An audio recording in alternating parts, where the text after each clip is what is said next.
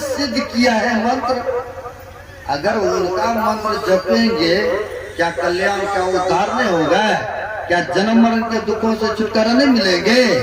अवश्य मिलता है। कहते हैं यह मंत्र को जपने से आप उच्चारण करेंगे तो कहते मुर्दा भी बोल उठता है, मुर्दा भी जग खड़े होते हैं मंत्र के जप करने से। आपको मैं दिखाऊंगा, क्योंकि पांचवी भक्ति जो है मंत्र जाप मम दृढ़ विश्वासा, सुने है ना अभी? पहले जमाने में सती प्रथा होता था नहीं? अगर कहीं पति जी शरीर छोड़ दिया तो क्या करते थे? जो माताएं लोग थी वो भी उसके साथ में चिता पर जलती थी, तो उनको मानते थे सती प्रथा। लेकिन संत महापुरुष आए, उन प्रथाओं को खत्म किए। जीते जी कोई जले यह ठीक बात नहीं है। तो संत महापुरुषों ने उनको बंद किए, ज्ञान से, अपने विचार से, अपने बुद्धि से। एक गांव में एक ब्राह्मण देवता, पति पत्नी के साथ 2 बच्चे भी थे, जीवन यापन कर रहे थे, कमा रहे थे, जीविका चल रहा था। अचानक एक दिन उनका शरीर छूट गए, क्योंकि कहा है ना, कोई जाने कल की जगत में खबर नहीं है ना पल का। लोग कहते हैं कोई नहीं, करेंगे बाद में भजन सुमरन। महापुरुषों ने कहा है कल करो सो आज करो, आज करो सो अब पल में परलय होएगा, बहुरी करोगे कब? अगर कल सोचे हो ना शुभ काम करने के लिए, प्रयास करो तो उसे आज ही कर डालो, क्योंकि जमराज आपका प्रतीक्षा नहीं करेंगे। इस प्राणी ने, इस व्यक्ति ने कुछ शुभ काम सोच के रखा है, उनको कर लेने देते तब लेके जाएंगे, ऐसा नहीं प्रतीक्षा करेंगे, है ना? इसलिए कहते शुभ काम करो। वह ब्राह्मण देवता थे, 2 बच्चे थे, आप थे। एक दिन अचानक उनका शरीर पर ही छूट गया। क्या हो गया? उस समय चलता था सती प्रथा, और उस समय गोस्वामी तुलसीदास जी महाराज के उस समय में था, जो रावण रचेता है। अब उस समय क्या था कि सती प्रथा, अब पति का शरीर छूट गए, गांव समाज के लोग ने लेकर के चले कहा तो श्मशान घाट, क्योंकि घर में तो नहीं रखेंगे ना। चाहे कितना हो सुंदर से सुंदर या प्यारा पुत्र का ही क्यों न शरीर छूटता हो, उनको भी घर में नहीं रखे, घंटा 2 घंटा, 1 दिन 2 दिन रखेंगे, और तीसरे दिन तो कहेंगे ले चलो अब, क्योंकि ज्यादा देर रखेंगे हो सकता है इसमें फूलेंगे, पाकेंगे, महकने लगेंगे, बहुत दुर्गंध देंगे। अब ले करके चले और उनको श्मशान घाट ले गए गांव समाज के लोगों ने। अब 2 बच्चे भी थे, तीसरा का चौथा कोई था ही नहीं, और जो थे भी तो वो भी सती होने के लिए जा रहे थे, छोटे छोटे बच्चे। उन्होंने सोचा कि हमारे गांव में धनी मानी आदमी है, क्यों नहीं उनके लगे लगा देते हैं, उनका काम काज करेंगे, अपना जीविका पाल लेंगे। जा करके दे आया, कहा ये रहा आपके जिम्मा, आप काम काज करवाइए, इनका देखभाल कीजिएगा, हमारे तो कोई है नहीं। अब वहां से आती है, नहाती है, बाल खुला, हाथ में कलश लिया और चलते बने श्मशान घाट। सफेद साड़ी पहन ली, चलते बनी, जा रही है। रास्ते में देखा एक साधु बाबा का कुटिया, सोचती है कि थोड़ा जाती हूँ, दर्शन कर ले, तो अब तो जीना है ही नहीं, अब तो मैं सती होने जा रही हूँ, एक बार जाती हूँ, चरण छू करके प्रणाम कर लेती हूँ, कुछ आशीर्वाद मिलेंगे ना, दर्शन कर लेती हूँ। जब यह गई उनके कुटिया में तो साधु बाबा को देखती है, ध्यान में आंख बंद करके बैठी हुई थी। आंख बंद करके, जो हम लोगों को भी बताया ना गुरुदेव के आदेश है ना, आंख बंद करके ध्यान करो, सुमरन करो। तो आंख बंद करके सुमरन पर बैठे हुए थे, ध्यान में गई अपना माथा चरण पर रखती है, जो ही माथा रखती है, आंख बंदे है, देखा भी नहीं, साधु बाबा के मुंह से निकल गया कि सौभाग्यवती हो। साधु बाबा के मुंह से वचन निकल गए कि सौभाग्यवती हो। अब ये बेचारी के पति मरी हुई और गए श्मशान घाट, आशीर्वाद मिल रहा है कि सौभाग्यवती हो। अब लगे हाथ या कह देती है, साधु बाबा आपने एक बार भी दृष्टि खोल के तो देखे नहीं, और आपने आशीर्वाद दे दिए सौभाग्यवती हो। मैं तो जा रही हूँ सती होने, यानी जलने के लिए, मेरा पति तो श्मशान घाट में है, और आप आशीर्वाद दे दिए हमें, है? क्या यह सत्य हो सकता है? लेकिन मैंने सुनी हो कि संत महापुरुष के जो वचन निकलता वह व्यर्थ नहीं होता है, वह सत्य होता है। आप आंख खोल के देखें एक बार, देखते हैं तो ये तो सफेद सारे में सिंदूर धुला है, चूड़ी फटा है, उसने सारा घटना बता दी। जैसे भीष्म पितामह ने भी, आप पढ़े होंगे या सुने होंगे, भीष्म पितामह ने भी कर्कश से 5 पान निकाला, 5 पांडव को कल हम युद्ध को समाप्त ही कर देंगे, 5 को हम मार देंगे। हाहाकार मच गए पांडव दलों में, लेकिन उनके पक्ष में भगवान कृष्ण थे ना,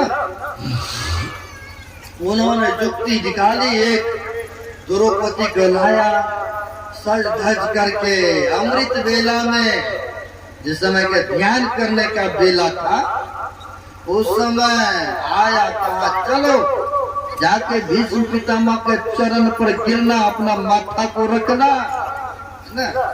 अब जैसे जैसे कहा पति को बचाना है ना, तो जाओ चलो मेरे साथ, और चरण पर अपना माथा को रखना, आशीर्वाद मिलेगा। तो विश्वास था इनको कि जो करेंगे हमारे प्रभु ठीक ही करेंगे ना।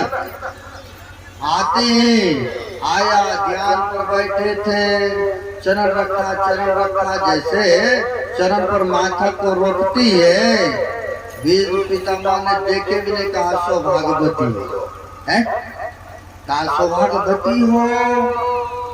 लगे हाथ ये कह देती है कि आप तो देखे भी नहीं, कौन है नहीं है, आपने सौभाग्यवती, कल तो कुछ और प्रतिज्ञा कर रखे हैं, कल सुबह होगा तो हम 5 पांडव को इस तीर से हम समाप्त कर देंगे, और अभी आशीर्वाद दे रहे हैं। तब इनको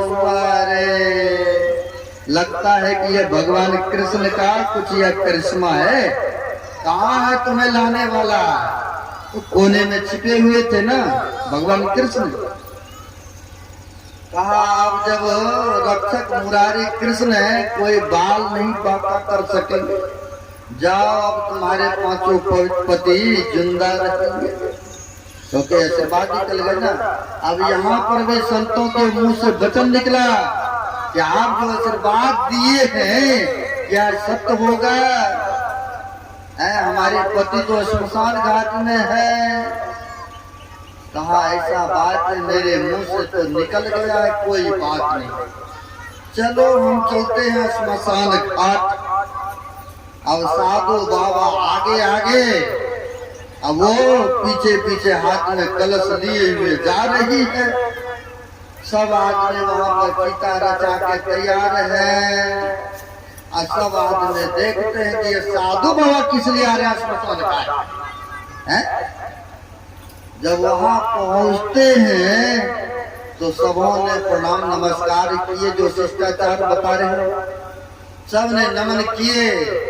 और नमन करने के बाद साधु बाबा ने कहा देखो जी, चिता बाद में रचाना, यहाँ पर हम थोड़ा देर के लिए सबको मंत्र का उच्चारण करवाएंगे। तो लोगों के मन में हो सकता है कि इनके सदगति के लिए कुछ प्रार्थना ईश्वर से करेंगे ताकि इनको सदगति हो, अच्छे स्थान मिले। सब कोई बैठ जाइए आसन मार के, सब कोई आंख को बंद कर लीजिएगा, आंख कोई नहीं खोलेंगे। अगर जो कोई आंख खोलेंगे तो वह सूरदास हो जाएंगे, दिखेंगे नहीं उनको कुछ देर, है ना, वह सूरदास हो जाएंगे, है ना। सबको वहां पर कह दिया आंख बंद करो, सबने आंख बंद किया और मंत्र बता दिया वहां पर जपने के लिए। जो साधु बाबा थे उन्होंने मंत्र बता दिया, यह मंत्र जपो, क्या, हे राम हे राम हे राम जप करो। और सबको बता दिया राम राम जपने के लिए, और सब आंख बंद करके जप रहा है। उन्हीं में एक व्यक्ति था, हठेले स्वभाव के नहीं होते गांव में, उनको कितना मुंह समझाइएगा ना वो समझेगा नहीं, और थोड़ा देर के लिए मान भी जाएगा लेकिन फिर करेगा वही है। बहुत ऐसा गांव समाज में आदमी देखने को मिलता है ना। कहा पंच किसान कहते तो ठीक है लेकिन फुट्टा हम वही पर गाड़ेंगे। कोई फैसला हुआ, पंच किसान के बात मानेंगे, जहां से कहेगा वहां फुट्टा डालेंगे तब ना फैसला होगा, तब ना मानना होता है। और कुछ आदमी ऐसे होते हैं मानने के लिए तैयार नहीं होते हैं कि साधु बाबा जो कह रहे हैं, क्या इनके कहने से आँख खोलने से कहीं हम सूरदास हो जाएंगे? ये तो उनका दिया हुआ है, आँख तो हम देख ही लेंगे तो क्या हो जाएगा। बहुत ऐसा है, यानी साधु बाबा के वचन पर विश्वास एक ना भी नहीं है, उनको थोड़ा भी नहीं है। एक व्यक्ति ने सोचा सब आदमी तो आँख बंद करके हे राम नाम जप रहा है, लेकिन मैं देख लूं थोड़ा सा आंखों के साधु बाबा क्या कर रहा है नहीं, विश्वास नहीं हो रहा है कि कहीं आंख खोलने से सूरदास हो जाएंगे।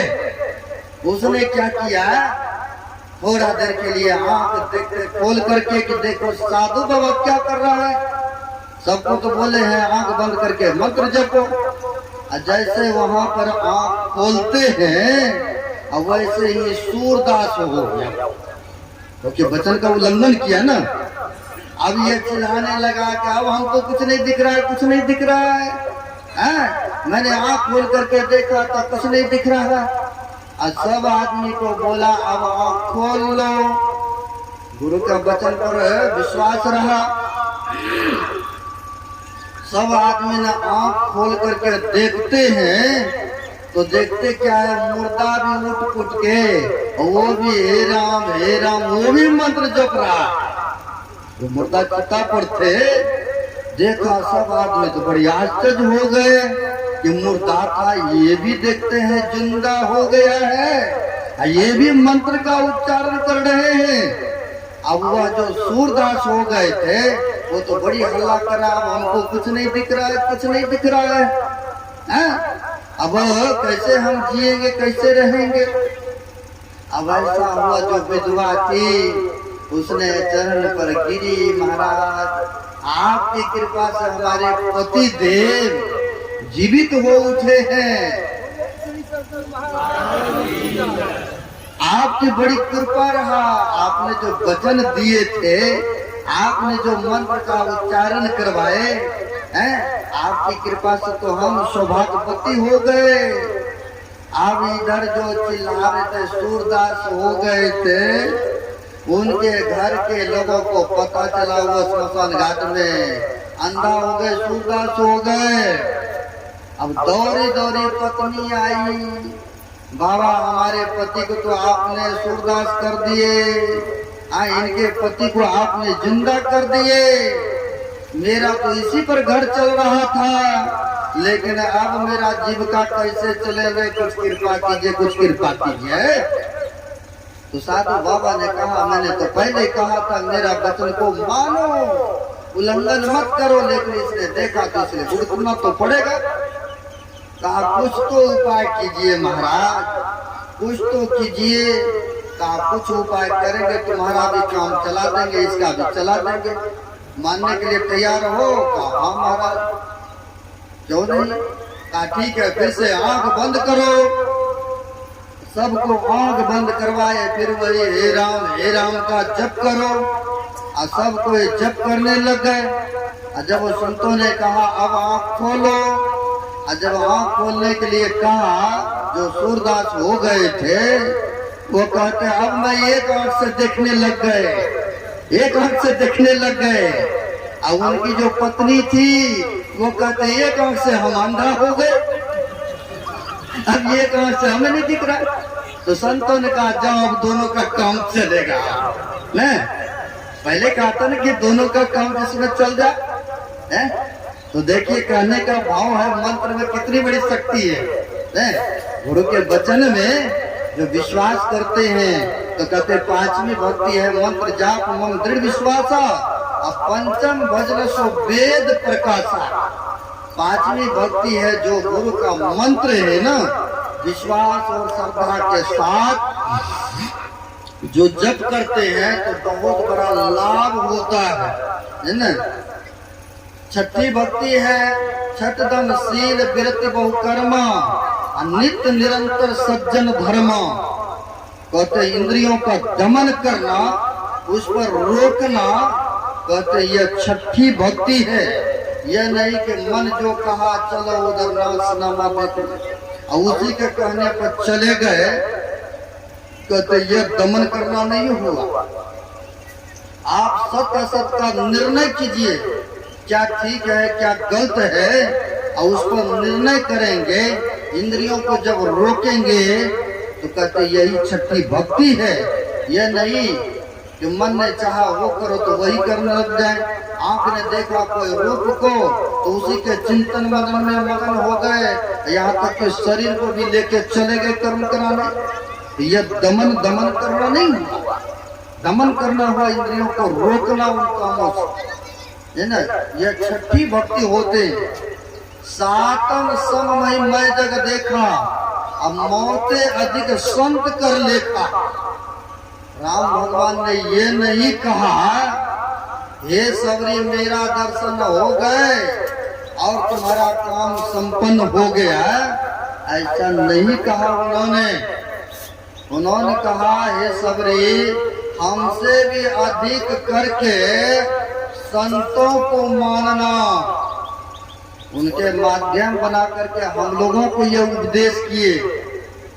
अब कहते राम भगवान भी कह रहे हैं हमसे भी विशेष करके संत महात्माओं को मानना, आदर देना, है ना। यह सातवीं भक्ति है जो संतों को विशेष करके परमात्मा से ऊपर दर्जा देते हैं। एक जगह कहा है ना, गुरु गोविंद दो खरे काको लागू पाँव। अब बलिहारी गुरु आपने जिन गोविंद दियो बता। अगर गुरु नहीं होते तो परमात्मा को कौन बताने वाले होते, है ना। इसलिए वहां पर कहते हैं गुरु सर्वोपरि है। राम भगवान भी कहते हैं हमसे भी अधिक करके संतों को मानना, है ना। संत महापुरुषों को विशेष दर्जा दिए। आठम जथा लाभ संतोषा, सपन हो नहीं देखे प्रदोषा। कहते जो मिल जाए परमात्मा की कृपा से उसी में संतुष्ट होना, सबर कर लेना, है ना। जो थोड़े में सबर कर लेते हैं, अपने आप को संतुष्ट हो लेते हैं, तो कहते हैं वह व्यक्ति बड़े सुखी से जीवन यापन करते हैं, बड़े आनंद से जी लेते हैं। जिनको 99 का चक्कर लगा है, दिन रात व्यस्त है, उसके लिए झूठ फूट ना जाने क्या क्या कर्मों को करते हैं, तो कहते ऐसे व्यक्ति को सुख और शांति नहीं मिल सकता है जीवन में, है ना। यहाँ पर राम भगवान कह रहे हैं कि जो मिल जाए उसी में सबर करो, संतुष्ट हो जाओ। और भी महापुरुषों ने कहा है गोधन गाय धन और रतन धन सब खान, और जब आवे संतोष धन, सब धन धूर समान। सबसे बढ़कर के है संतुष्टि, सबर हो जाता। थोड़ो है ना उसी में अगर खुश है, सबर है तो बड़े आनंद से पूरी परिवार जी लेते हैं। या जिनको और हो रात में देखिए ना नींद भी नहीं आएंगे। बड़े बड़े सच सौकार देखने को मिलता है जो फैक्ट्री को चलाते हैं, सोचते कैसे कारोबार को और बढ़ाऊं, और उसी के टेंशन में, उसी के चिंता में रात्रि में नींद नहीं आ रही है उनको। अब कब तक नहीं सोएंगे? एक दिन 2 दिन नहीं नींद आया है तो फिर क्या करते हैं? डॉक्टर से जाकर नींद की गोलियां लेते हैं और फिर खा के सोते हैं, है ना। उनसे बढ़िया तो सड़क पर भी आदमी है ना, ठीक है भाई, जो मिला खाया और आराम से सोया, कोई तरह की चिंता नहीं कि हमें ये बनाना है तो हमें ये चोरी हो जाएंगे, तो फैक्ट्री में ये घाटा लग गए। तो कहते हैं जो मिल जाए परमात्मा की कृपा से, उसी में सबर, उसी में संतुष्ट रहना, यह आत्मी भक्ति है। श्री सद्गुरु महाराज की जय। तो कहते हैं नमनी भक्ति, कहते नम हो जिनको एक होई, नारी पुरुष चराचर कोई। कहते नमनी भक्ति है, चाहे नर हो या नारी हो, जिन किसी को भी एक भी है यह, तो वह भगवान को अतिशय प्यारे है ना। सबरी माई में देखने को मिला बड़ी सुंदर नहीं है, कुरूपा है, नीच वर्ण के हैं, लेकिन उनमें सब प्रकार के भक्ति था, श्रद्धा था, है ना। इसलिए भगवान आए ना उनके पास में। जो हम लोग सुन रहे थे 1400 बरस तक, अभी माइक संचालक साहब से सुने, 1400 बरस तक प्रतीक्षा की थी कि भगवान हमारे आएंगे। मतंग ऋषि यानी गुरु जी के वचन पर विश्वास किए, देखिए। लेकिन हम लोगों को अगर किसी तरह के उलझन आ जाए, किसी तरह के थोड़ी सी परेशानी आ जाते हैं, तो ध्यान भजन सत्संग जाना आना छोड़ देते हैं। लेकिन कहा तो कहते हैं 1400 वर्ष तक उनको प्रतीक्षा करना पड़ा था, गुरु के वचन पर विश्वास था। हम लोगों को भी गुरु महाराज के बताए अनुकूल चलना चाहिए। जो गुरु महाराज के प्रति श्रद्धा, निष्ठा, विश्वास रखते हैं, तो कहते हैं उनको वह भक्ति, उनको वह सुख, उनको वह आनंद, उनको वह धाम इस जन्म में नहीं मिला। वो धाम तो कोई बात नहीं, फिर जन्म में। सबरी माता को कितना जन्म लेना पड़ा? मात्र 3 ही जन्म लेना पड़ा ना, है 3 ही जन्म लेना पड़ा। यही प्रश्न गुरु महाराज से किए थे कि गुरुदेव, भगवान बुद्ध को 550 वर्ष में जाकर के उनको बुद्धत्व की प्राप्ति हुआ है, कहीं हम लोगों को भी इतने बार जन्म लेना पड़ेगा? तो गुरु महाराज ने बड़े अच्छे से उदाहरण दिए कि देखो, भगवान बुद्ध को योग गुरु नहीं मिला था, सच्चा गुरु नहीं मिला था, इसलिए इतने बार जन्म लेना पड़ा। लेकिन सबरी माँ को इतिहास देखो, उनको योग गुरु मिला, सच्चे गुरु मिला, तो 3 ही जन्म में मोक्ष को प्राप्त कर लिए कि नहीं? सबरी माई के वचन को सुने रहे ना, तजी जोग पावक दे हरिपद लीन भई। कहते उसमें जाके योग अग्नि में शरीर छोड़ करके प्रभु के चरण में जाके लीन हो गए, जहां से लौट करके आना फिर नहीं पड़ता है। तो करने भक्ति करने का यही फल है कि जन्म मरण के दुखों से सदा के लिए छूट जाएंगे। ईश्वर के संतों की कृपा आपके ऊपर बना रहेगा। इसलिए सत्संग, ज्ञान, सुमरन हम लोगों को करते रहना चाहिए। अब आगे नहीं बढ़ूंगा, बढ़ते बढ़ते 5-7 मिनट फिर भी बढ़ ही गए। बोला था ये घंटा बोलने के लिए 1 घंटा 7-8 मिनट बोल गए, क्योंकि आप लोग बड़ी श्रद्धा के साथ बैठे हुए हैं। तो मैं बहुत बहुत शुभकामना करता हूँ।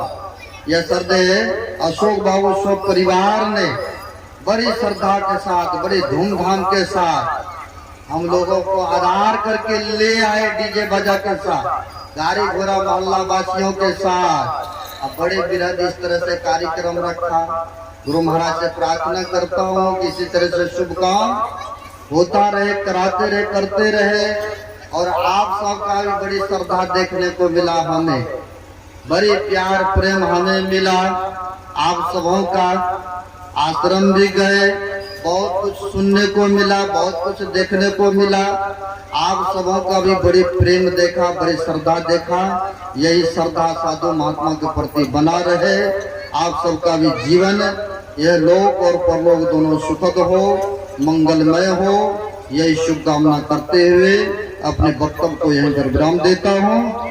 बोलिए प्रेम से श्री सद्गुरु महाराज की जय। एक सूचना है